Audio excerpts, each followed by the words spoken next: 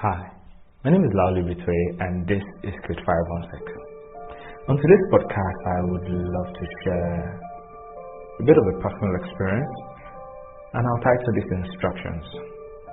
Yes, I know it doesn't entirely cut across board, but I believe it's worth sharing and maybe, just maybe, you would find something that would inspire you to go forward. I call this Instructions largely because it's one of the things that we struggle with. Not because we do not want to, but because it's just sometimes hard to follow through. Yes, we want to, yes, we try to, but it's really difficult when the tire meets the rubber to actually follow through, like I said. Going back around 2005, right? Of course, after secondary school, the dream of every young guy or girl was to get into the university. And yes, we had our life planned out. We wanted to finish secondary school, get into the university, spend 4 years, come out, get a good job, and then live life to the fullest. Well, it didn't happen like that. Well, it was supposed to, but life happens. And after secondary school, I remember not writing JAMB that very year, then had to take JAMB the following year, 2006. And of course I passed beautifully. Did post-JAMB and I passed. And I remember trying to go through the admission process and I got so many roadblocks, and then I had to go here, go meet this person, go meet that person, and somewhere deep within me I wasn't comfortable with the old sucking up to somebody just to get a favor. My mom kept trying to do all of that, and I got to a point where, Mom, I'm not interested again. Anybody going to meet this person, no, if my admission is going to come, it's going to come. It was painful during that same period finding someone who got way lower a score than I did, who got admission. And it was heart-wrenching, but still, I had to hold on. The following year, of course, next thing is get admission, so let's go write a JAMB all over again.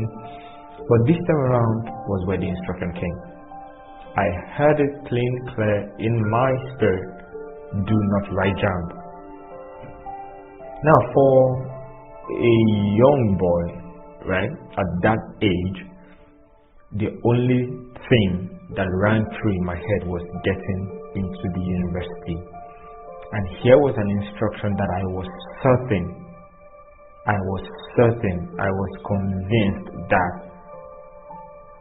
it was from the Holy Spirit.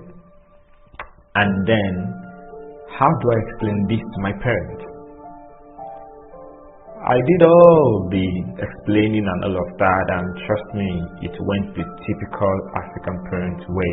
And my dad gave me a rationale, like, at least go write the exams, and if you fail, we would know you didn't want to do it.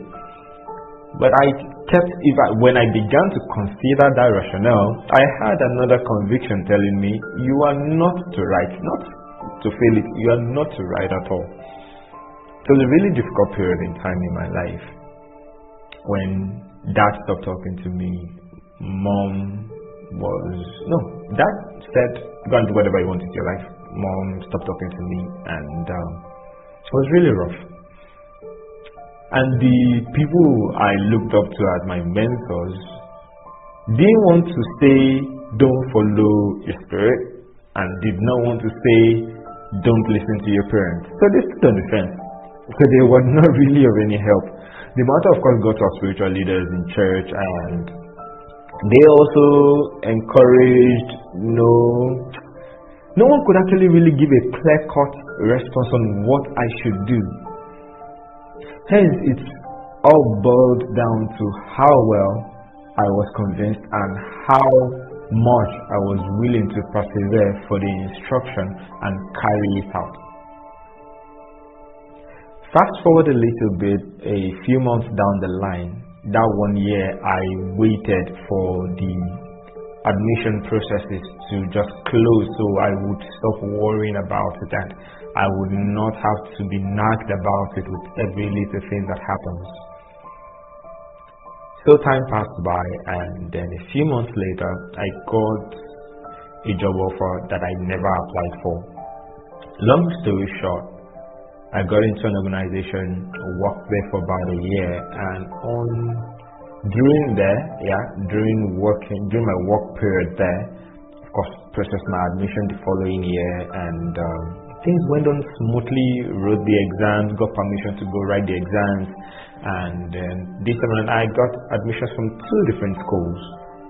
Both came at the same time, and ended up at Lagos State University, and that was wonderful for me. But the main crux of the story is that within that 1 year that I followed through on the instruction not to write JAMB and not to process admission that year, I worked at the organization for a whole year, and it was the best year that laid a foundation for my current career.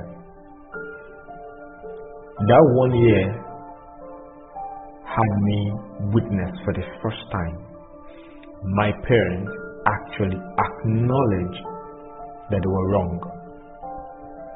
My dad said to me verbatimly, "Thank God you did not listen to us." My mom said, meaning, see what the Lord has done. And then I look back and I asked myself, what would have happened if I had listened to them? Yes, they are my parents, and indeed obey your parents, your father and mother in the Lord, and also the father and mother who gave birth to you. But in this case, it was much more. You never really know how long or how far you need to persevere. You just know you have to, you should. And indeed, it's never a smooth road. You're going to have oppositions. You're going to find oppositions in the people you trust the most, the people you expect to support you the most. But one thing is certain: if your instructions were clean, clear, cut, you are absolutely certain about it, there's definitely going to be a reward. There's definitely going to be a good end. There's definitely going to be an amazing result from it. So yes, it's not something we all find pleasant to do, especially when those instructions we get are not really logical. It was quite illogical for a young boy who just came out of school to say he was not going to process his admissions. Then what do you want to do with your life? But I'm glad I did. It was one of the periods in my life that laid the foundation for my faith, to know that not everything is as it seems, and sometimes we need to actually go through the storms to find a moment of peace. My name is Lauli Bitoye, and this is Script 516. I hope that you find the strength to go through those periods, those storms, those hurdles that come your way as you follow the instructions that are going to actually turn your life around. Until I see you again, have an amazing time. Cheers.